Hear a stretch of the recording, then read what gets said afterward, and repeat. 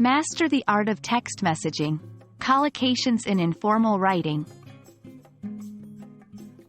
Hello, language learners. Today, we're diving into the world of text messaging and how to use collocations effectively in this casual form of writing. Collocations are words that typically go together. Understanding and using these word combinations will make your informal writing, especially text messages, more natural and fluent.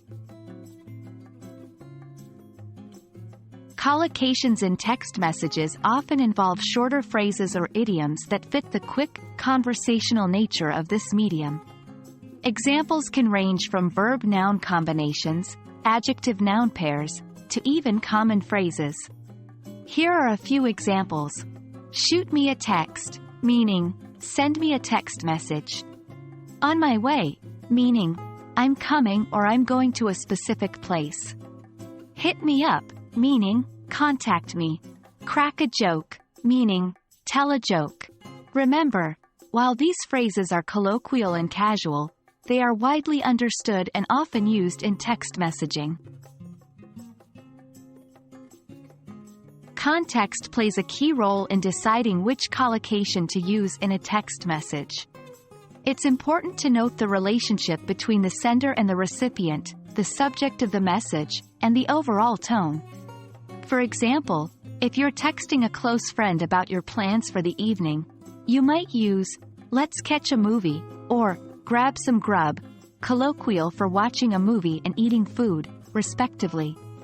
On the other hand, if you're texting a colleague about an informal meeting, you might say, "Let's touch base at lunch." Here, touch base is a common collocation meaning to meet or talk about something.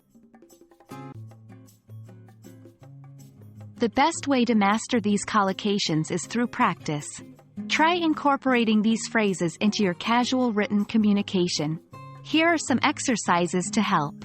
Think of a common situation, like making plans with a friend or updating a family member about your day. Write a text message using at least one of the collocations we discussed. Swap text messages with a learning partner. Try to guess the meanings of new collocations that you come across. Remember, it's all about getting a feel for how these word combinations are used in context. That's a wrap on our journey through collocations in text messages. Understanding and practicing these informal collocations can greatly enhance your casual written communication, making it more natural and engaging. Remember, language learning is a journey.